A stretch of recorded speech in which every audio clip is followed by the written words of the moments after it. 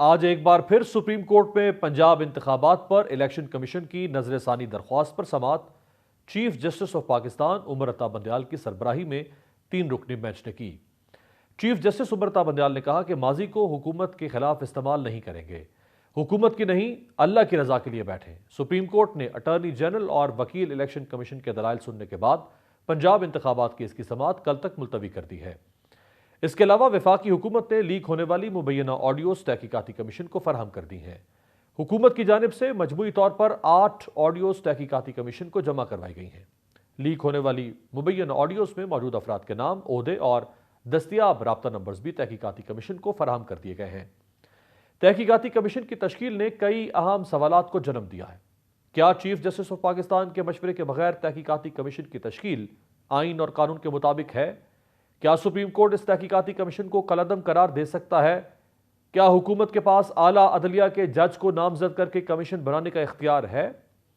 اور کیا تحقیقاتی کمیشن کے ٹی او آرز میں کالز کی ریکارڈنگز کرنے والوں کے حوالے سے تحقیق کو شامل کیوں نہیں کیا گیا؟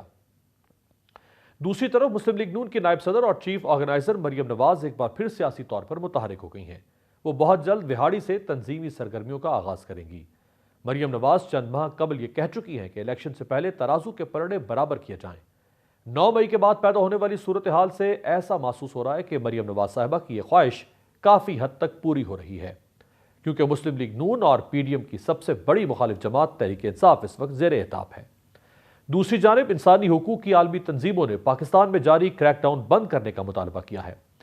ایمنسٹی انٹرنیشنل، CIICUS اور فورم ایشیا نے مشترکہ اعلامیہ جاری کیا جس میں بڑے پیمانے پر پی ٹی آئی رہنماؤں اور کارکنان کی گرفتاریوں اور دہشت گردی کے مقدمات کے ذریعے ہراساں کرنے سے روکنے پر زور دیا گیا ہے۔ اعلامیہ میں صحافی عمران ریاض کی بازیابی سمیت پرامن احتجاج میں شامل تمام افراد کو فوری طور پر رہا کرنے کا مطالبہ شامل ہے۔